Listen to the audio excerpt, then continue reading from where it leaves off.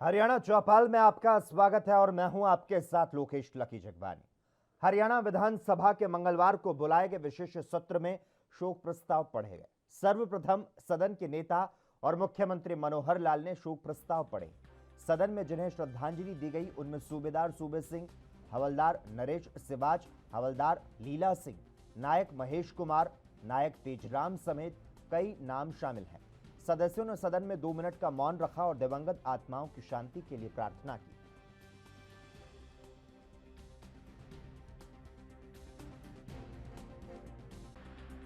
पिछले सत्र और इस सत्र के बीच में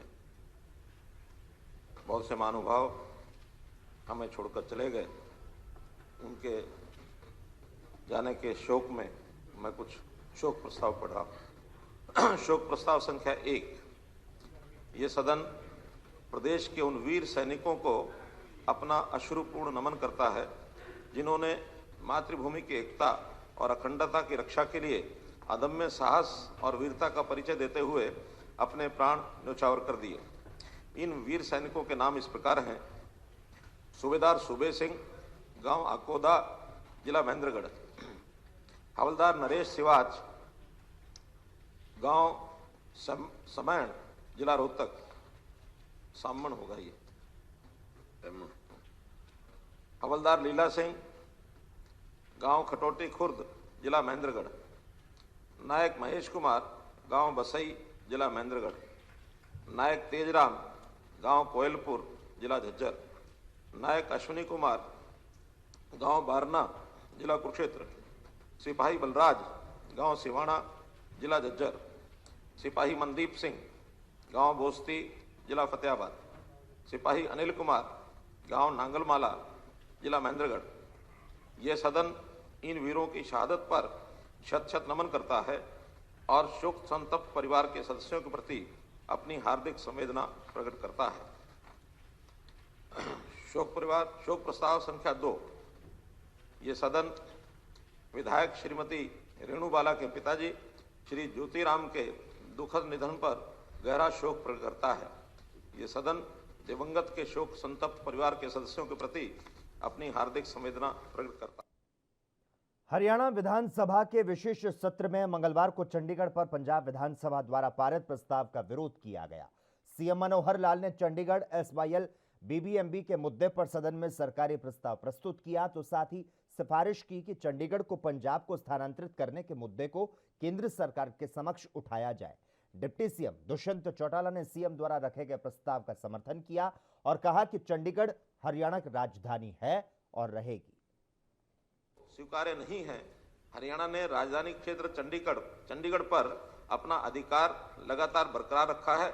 इसके अलावा इस सदन ने इससे पहले भी संवैधानिक प्रावधानों के अनुसार चंडीगढ़ में हरियाणा राज्य के एक अलग उच्च न्यायालय के लिए प्रस्ताव पारित किया है। केंद्र सरकार द्वारा हाल ही में भाखड़ा ब्यास प्रबंधन बोर्ड में पूर्णकालिक सदस्यों की नियुक्ति पंजाब पुनर्गठन अधिनियम 1966 की भावना के खिलाफ है, जो नदी योजनाओं को उत्तराधिकारी पंजाब व हरियाणा राज्यों की साझा संपत्ति मानता है। सदन इस बात पर चिंता व्यक्त करता है कि पिछले कुछ वर्षों से केंद्र शासित प्रदेश चंडीगढ़ के प्रशासन में हरियाणा सरकार से प्रतिनियुक्ति पर जाने वाले अधिकारियों की हिस्सेदारी कम हो रही है। इन परिस्थितियों में यह सदन केंद्र सरकार से आग्रह करता है कि वह ऐसा कोई कदम न उठाए जिससे मौजूदा संतुलन बिगड़ जाए और जब तक पंजाब के पुनर्गठन से उत्पन्न सभी मुद्दों का समाधान न हो जाए तब तक सद्भाव बना रहे। यह सदन केंद्र सरकार से यह आग्रह भी करता है कि माननीय सर्वोच्च न्यायालयों के निर्देशों की अनुपालना में सतलुज यमुना लिंक नहर के निर्माण के लिए उचित उपाय करे। यह सदन केंद्र सरकार से आग्रह करता है कि वह पंजाब सरकार पर दबाव बनाए कि वह अपना मामला वापस ले और हरियाणा राज्यों को पानी की कमी वाले क्षेत्रों में पानी ले जाने व उसके समान वितरण के लिए हांसी बुटाना नहर की अनुमति दे। रेजोल्यूशन माननीय मुख्यमंत्री ने पंजाब विधानसभा द्वारा पारित एक रेजोल्यूशन के उपरांत रखा है, मैं उसका पूरी तौर पर समर्थन रखता हूं और इतना ही कहना चाहूँगा कि चंडीगढ़ हरियाणा प्रदेश की राजधानी है थी और रहेगी। और हरियाणा अपने क्षेत्र को जिस तरीके से पूर्व में अलग कमीशंस, ट्रीटीज के माध्यम से हरियाणा के क्षेत्रफल के बारे में चर्चा करी गई, उसको भी केंद्र के साथ मजबूती से आगे ले जाने का काम करें। अध्यक्ष महोदय, शाह कमीशन जो 1966 23 अप्रैल को उनकी गठन हुआ था, उसके उपरांत भी जो खरड़ का क्षेत्रफल है, मोहाली का क्षेत्रफल है, ये रिकमेंड किया गया था कि ये भी चंडीगढ़ के साथ हरियाणा का हिस्सा बनाया जाए। और उसको उस समय केंद्र सरकार ने मान्य नहीं किया, अलग विषय है। मगर आज जो रेजोल्यूशन हरियाणा सरकार लेकर आई है, उसके प्रति हम केंद्र से भी इसके ऊपर गंभीरता के साथ चर्चा करेंगे कि उस कमीशन की रिपोर्ट को भी केंद्र जरूर विचारा। मुख्यमंत्री मनोहर लाल ने चंडीगढ़ और एसवाईएल को लेकर कहा कि सुप्रीम कोर्ट का मत यही है कि हरियाणा सरकार और पंजाब सरकार मिलकर कोई हल निकाले, लेकिन पंजाब की तरफ से कोई प्रतिक्रिया नहीं है। हम सुप्रीम कोर्ट को क्रियान्वयन के लिए लिखेंगे। सुप्रीम कोर्ट का निर्णय आने के बाद एसवाईएल का पानी हमें मिलेगा। अलग अलग प्रकार से रिव्यू करते समय कुछ न कुछ विवाद, ये राजीव लोंगोवाल का जब अकॉर्ड हुआ उस समय ही कुछ आयोग गठित, कमीशन गठित किए गए, अलग अलग उन लोगों ने अपनी सिफारिशें की। उससे पहले शाह कमीशन, उनकी सिफारिश अलग थी। देखा जाए तो शाह कमीशन की सिफारिश थी कि चंडीगढ़ उस समय खरड़ तहसील का हिस्सा था, हिंदी भाषी एरिया था और ये तहसील 71% हिंदी बोलने वाले लोग यहाँ थे। उस समय उन्होंने सिफारिश की थी कि खरड़ तहसील में पंजाबी स्पीकिंग गांव वो पंजाब में जाने चाहिए, हिंदी स्पीकिंग गांव हरियाणा में जाने चाहिए और चंडीगढ़ को जो है हरियाणा में मिलाना चाहिए। बाद में इंदिरा गांधी अकॉर्ड, उन्होंने कहा कुछ गांव हिंदी भाषी वो तो हरियाणा में चले जाएं, लेकिन चंडीगढ़ को पंजाब को देना चाहिए। इससे पहले एक कैबिनेट मीटिंग हुई केंद्र की, उसमें इसका कोई उल्लेख नहीं था, बल्कि चंडीगढ़ जो है वो केंद्रीय शासित प्रदेश यूटी इस नाते से रहेगा और उसका कंट्रोल जो है केंद्र सरकार वो देखेगी। तो इस प्रकार से अलग अलग स्टैंड उस समय के ये एक भ्रम की स्थिति पैदा हुई। सुप्रीम कोर्ट में न केवल चंडीगढ़ का विषय बल्कि पानी का विषय, एसवाईएल का मुद्दा, क्योंकि एसवाईएल पर भी कई प्रकार के निर्णय आए और उन सब निर्णयों में एक उलझन पैदा हुई। सुप्रीम कोर्ट में 2002 का फैसला है कि एसवाईएल से जो पानी है उस पानी का अधिकार हरियाणा का जो है हरियाणा को मिलना चाहिए, एसवाईएल की खुदाई होनी चाहिए। एग्जीक्यूशन ऑर्डर 2003 में आया सुप्रीम कोर्ट का। सुप्रीम कोर्ट के एग्जीक्यूशन ऑर्डर में लिखा गया कि आप लोग यानी CPWD केंद्र सरकार 4 महीने के अंदर अंदर इस पर काम शुरू कराए। इस बीच में पंजाब ने एक और कंट्रोवर्शियल एक्ट पारित कर दिया था जिसमें ये पानी का जो हिस्सा है या जो ऑर्डर है उसको निरस्त करने का काम किया, जो कि इलीगल था। लेकिन इलीगल एक्ट के होने के बावजूद भी उस समय जो प्रेसिडेंशियल रेफरेंस के लिए भेजा गया तो प्रेसिडेंट साहब को रिजेक्ट करना चाहिए था, उन्होंने उसको सुप्रीम कोर्ट में भेज दिया और 2004 से 2016 तक 12 साल तक ये लटका रहा।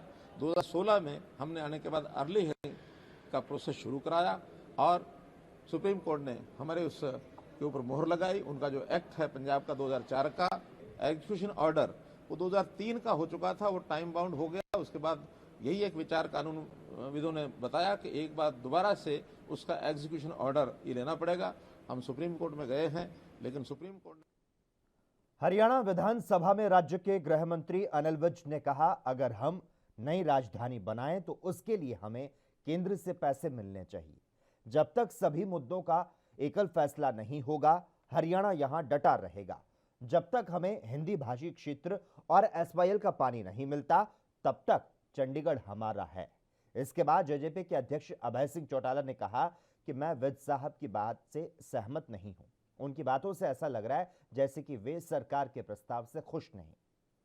कैपिटल बनाएं तो उसके लिए हमें केंद्र से उसके लिए उसका पैसा मिलना चाहिए, ताकि उसी के मुताबिक हम नई कैपिटल बना सकें।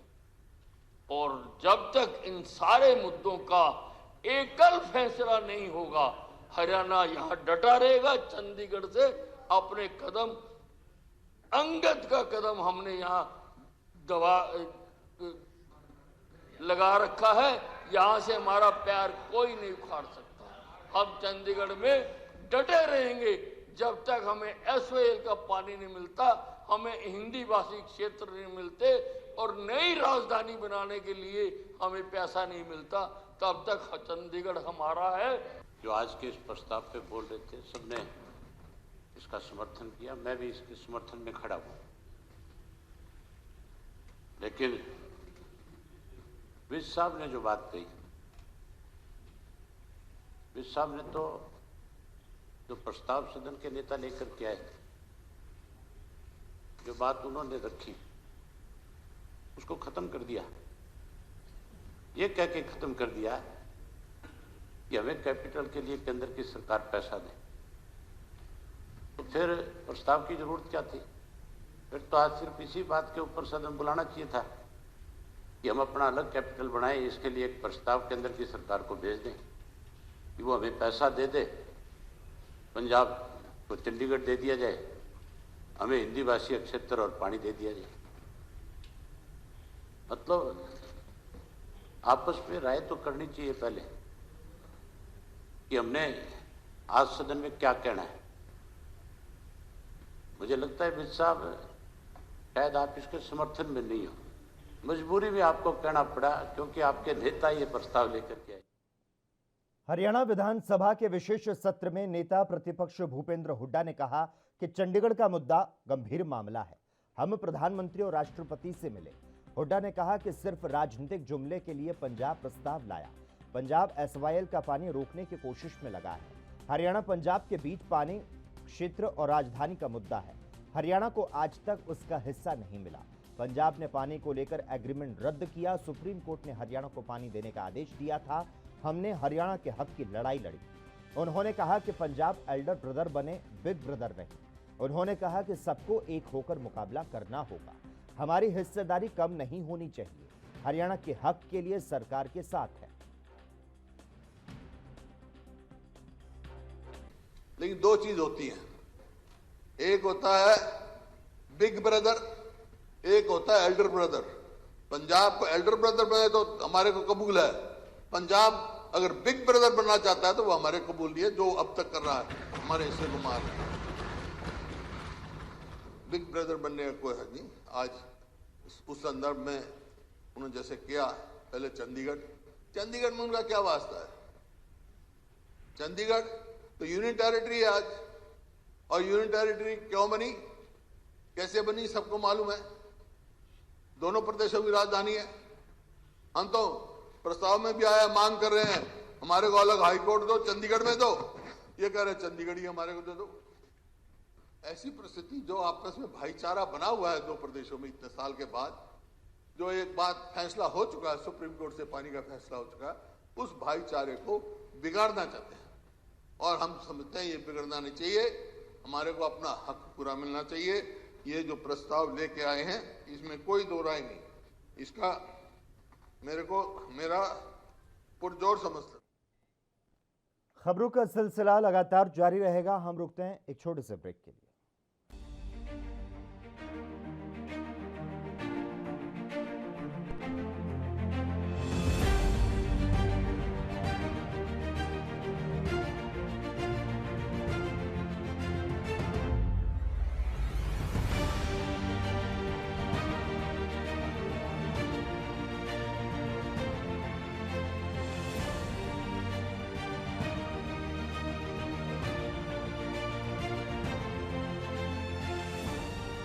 ब्रेक के बाद हरियाणा चौपाल में एक बार फिर से आपका स्वागत है। जीवीएम कॉलेज के ड्रीम प्रोजेक्ट सभागार इंद्रधनुष सोमवार को विद्यार्थियों को समर्पित कर दिया गया। इस मौके पर मुख्य अतिथि मुख्यमंत्री मनोहर लाल ने इसका उद्घाटन किया। उन्होंने कहा कि 1,80,000 रुपए तक की आय वाले परिवारों की बेटियों को स्नातकोत्तर तक की शिक्षा निःशुल्क रूप से दिलाएंगे। मुख्यमंत्री ने कहा कि सरकार बहन बेटियों की शिक्षा के लिए समर्पित रूप से प्रयास कर रही है। बहन बेटियों को उच्च शिक्षा के लिए दूर न जाना पड़े, इसके लिए प्रति 20 किलोमीटर क्षेत्र में कॉलेज स्थापित किया है। बहुत ही सुंदर नाम रखा है सभागार का। इंद्रधनुष के अलग अलग रंगों को बिखेरते हुए और जिस प्रकार एक तेज, एक शक्ति का प्रतीक, एक खुशहाली का प्रतीक, जैसे इस रंगों की आभा ये बनती है, मैं आशा करता हूं कि यहाँ के छात्राएं पढ़ाई करके उसी तेज और आभा का प्रतीक बनकर के समाज में आगे बढ़ेंगी। निश्चित रूप से इनकी शिक्षा, इनके संस्कार इनको आगे बढ़ाएंगे। सुषमा स्वराज जी का नाम आता है, यानी एक सामान्य परिवार से उठ करके इस प्रकार से अंतर्राष्ट्रीय ख्याति उन्होंने प्राप्त की। और बल्कि हमने तो इस बार अपना जो बजट प्रस्तुत किया उसमें महिलाओं के नाम से, खास करके श्रीमती सुषमा स्वराज जी के नाम से बेस्ट वुमेन का जो एक अवार्ड ये घोषित किया है 5 लाख रुपए। तो महिला शिक्षा, इसके लिए हम आगे बढ़ रहे हैं। हमने महिलाओं को प्राथमिकता देने के लिए अपना जो पंचायती राज सिस्टम है इसके अंदर इस बार 50% का प्रतिनिधित्व उनको मिले, इस प्रकार का एक कानून बनाया है। संविधान 33% का आरक्षण देता है, लेकिन हमने 50% का प्रतिनिधित्व किया है। ऐसे ही महिलाओं के लिए पढ़ाई करते समय जब वो जाती हैं बसों में, उनको कठिनाई आती है। लगभग 150 बसें केवल महिला स्पेशल ये हम चला रहे हैं, ताकि हमारी बेटियों को कहीं दिक्कत ना आए। और जिस रूट पर बसें नहीं होती हैं तो उनको 150 किलोमीटर तक फ्री बस का पास होता है, कोई उनका किराया नहीं लगता। 150 किलोमीटर तक करवाएंगे, चाहे आर्थिक दृष्टि से है, चाहे फीस का मामला है।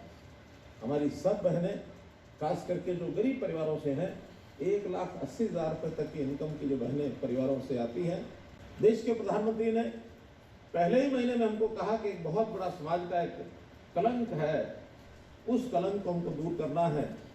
और वो कलंक क्या है कि जो भ्रूण हत्या के द्वारा जेंडर रेशो, इसको जो ठीक नहीं किया जा रहा, एक समाज के अंदर भ्रूण हत्या की जो ये आदत बनी है, बीमारी बनी है, इसको दूर करना है।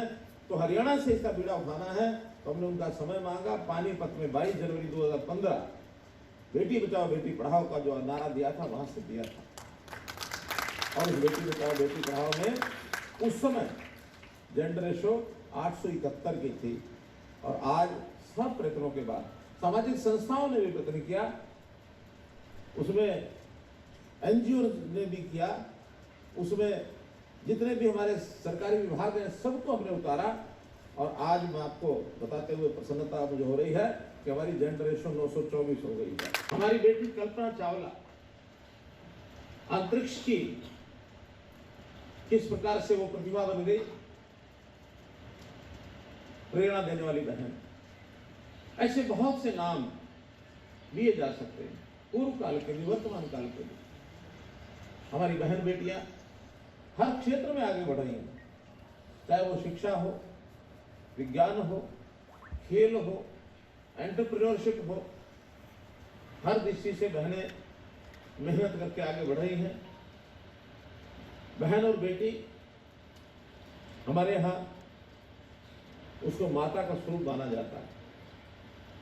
और आजकल तो जैसे नवरात्रे चल रहे हैं, हम बहन बेटियों की पूजा करते हैं नवरात्रों में। तो इस अवसर पर आज जो ये सभागार का उद्घाटन हुआ है। वहीं भारतीय किसान यूनियन चढ़ूनी के राष्ट्रीय अध्यक्ष गुरनाम सिंह चढ़ूनी रेवाड़ी में उन सभी किसान संगठनों का धन्यवाद करने पहुंचे जिन्होंने 3 कृषि कानूनों के विरोध में हुए आंदोलन में अपना योगदान दिया। इस दौरान चढ़ूनी ने कहा कि हाल ही में हुए पंजाब चुनावों में हमारी हार का सबसे बड़ा कारण हमारी ही पार्टी के वो लीडर थे जिन्होंने हमारे ही चुनाव का विरोध किया। और अगर पंजाब में चुनाव लड़ने का फैसला दिल्ली में ले लिया जाता तो निश्चित रूप से हम पंजाब में केजरीवाल से अधिक मतों से विजयी होकर आते। हमें किसी राजनीतिक पार्टी ने नहीं बल्कि हमारे ही लीडरों ने हराया। जो पंजाब का बड़ा कारण रहा है, मैं वहीं पे इसीलिए मैंने शुरू किया चुनाव की बात की। आप मेरे से सवाल पूछेंगे, जो बड़ा कारण है, जो हमारे लीडर साहिबान थे SKM के, उन्होंने ही चुनाव का विरोध किया। और मैं ये मानता हूँ कि उनकी अपनी ज़िंदगी की सबसे बड़ी गलती रही है ये। इस बार किसान राज आने का एक बहुत अच्छा मौका था, और अगर किसान राज आता तो फिर जो ये सवाल जो भाई साहब ने पहले किया कि ये राज्यों के ज़रिए ये कानून लाएंगे, फिर ये सवाल करने की किसी की हिम्मत नहीं थी राज्यों के ज़रिए कानून लाने की। क्योंकि पंजाब से जो है हमारे जो सोचना था वो पंजाब से था कि पंजाब में अगर किसान राज आता है तो हम एक मॉडल पेश करेंगे। और वो बदकिस्मती हमारी ये रही कि हमें राजनीतिक पार्टी ने नहीं हराया किसी ने। हमारे किसान लीडर थे जिन्होंने द्वेष में हमारा विरोध कर दिया। देखिए, अगर SKM दिल्ली के अंदर ये फैसला ले लेती कि पंजाब में चुनाव लड़ेंगे और सरकार छीनेंगे, तो जितनी सीट के पूर्व मंत्री निर्मल सिंह की पार्टी हरियाणा डेमोक्रेटिक फ्रंट ने अंबाला निगम के बाहर भ्रष्टाचार और महंगाई को लेकर धरना देकर प्रदर्शन किया। इस मौके पर HDF के दोनों पार्षद टोनी चौधरी और रूबी सौदा कार्यक्रम से नदारद दिखे, जिसको लेकर पहले से कयास लगाए जा रहे हैं कि दोनों पार्षदों ने पार्टी से दूरी बना ली है। लेकिन अब दोनों पार्षदों के नदारद रहने से इस चर्चा को और भी ज्यादा बल मिल गया। आपको बता दें कि रूबी सौदा अरुण हत्याकांड में नामजद है, जिसके चलते वो निगम की मीटिंग से नदारद दिखती है। इस दौरान रूबी सौदा भाजपा के पार्षदों के साथ भी दिखी और सदन में उनकी सदस्यता रद्द करने की मांग पर भाजपा ने रूबी का समर्थन भी किया था।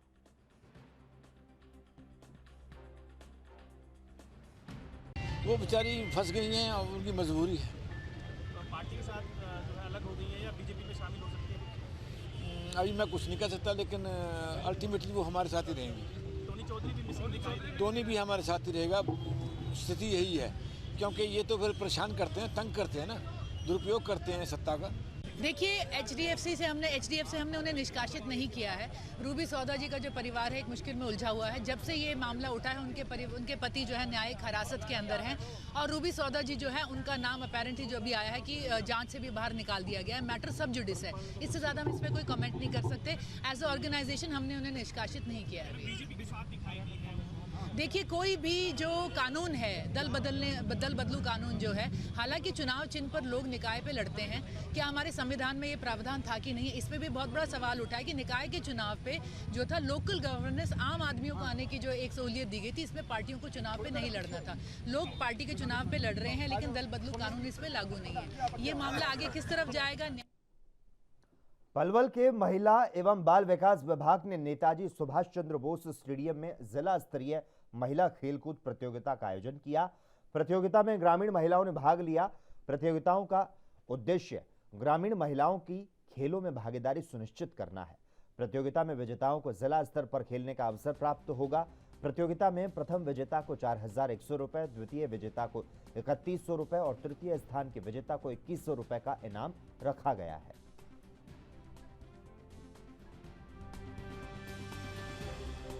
आज ये जिला स्तरीय खेलकूद प्रतियोगिता का आयोजन है। हमारे 6 ब्लॉक हैं, 6 के 6 ब्लॉक से चुने हुए प्रतिभागी जो फर्स्ट, सेकंड और थर्ड पोजीशन पे आए हैं, वो यहाँ के जिला लेवल पे जो भी फर्स्ट, सेकंड, थर्ड आए हैं, उनको हम स्टेट पे आगे भेजेंगे। इससे गांव में जो रहने वाली हमारी माताएं बहनें हैं, उनकी जो खेल कूद के प्रति जो भावना है वो उभर के आगे आएगी और उनको भी एक खेलने का मौका मिलेगा। मैं सुनीता हूँ और पलवल के पास सजवाड़ी गाँव है, मैं उसकी रहने वाली हूँ और मैंने आज इस प्रतियोगिता में भाग लिया है, साइकिल दौड़ में। और ऐसी प्रतियोगिता समय समय पर होनी चाहिए और ताकि महिलाओं का हौसला जारी रहे। मैं मटका रेस में हूँ। इसमें महिलाओं को प्रतियोगिता के हिसाब से लिया जाता है और प्रतियोगिता के हिसाब से उन्हें इनाम दिया जाता है। अब इसी में ये है कि मैडम पर हमारा सभी का हौसला बढ़े लेडीज से। पलवल जिले में मिशन इंद्रधनुष 4.0 का दूसरा राउंड शुरू कर दिया गया है। जिला टीकाकरण अधिकारी डॉक्टर योगेश मलिक ने बताया कि स्वास्थ्य विभाग द्वारा टीकाकरण अभियान के तहत जिले के सभी स्वास्थ्य केंद्र पर बच्चों, गर्भवती महिलाओं का टीकाकरण कार्य सुचारू रूप से किया जा रहा है।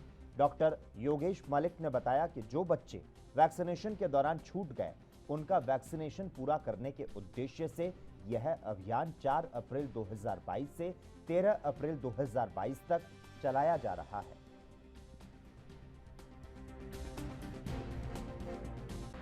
जिला पलवल में मिशन इंद्रधनुष 4.0 का दूसरा चरण कल से शुरू हो चुका है, जिसके अंतर्गत जिले में 587 सेशन लगाए जाने हैं, जो ज़्यादातर ब्लॉक का 3 अर्बन पलवल और होडल के एरिया में लगेंगे, जिसके अंतर्गत जिले में लगभग 5600 बच्चों को टीकाकरण का लक्ष्य रखा गया है और 858 गर्भवती महिलाओं का लक्ष्य हमारे सामने है, जिनको हमें टीकाकरण करना है।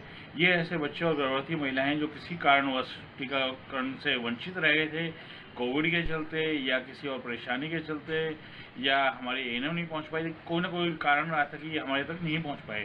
तो जो मिशन इंद्रधनुष का उद्देश्य यही होता है कि सभी ऐसे बच्चों और गर्भवती महिलाओं को हमें लिस्ट बनाकर अपने टीकाकरण स्थल पर लाकर टीकाकरण कराएं कि उनको हम जो वैक्सीन से रोकने वाली बीमारी है उनसे बचाव कर सकें। तो हमारे ज़िले में ये टीकाकरण कल से शुरू हो चुका है, आगामी 10 दिन तक ये कार्यक्रम चलेगा। तो ऐसे व्यक्ति जो हमारी लिस्ट में किसी कारण पर अभी ना जुड़ पाए हों, तो मेरी व्यक्तिगत सभी से अपील है, पूरे जिला पलवल के जिला वासियों से, किसी कारणवश किसी हरियाणा चौपाल में बस इतना ही। तमाम अहम खबरों के लिए लगातार आप जुड़े रहिए हमारे साथ और देखते रहिए ANB न्यूज़।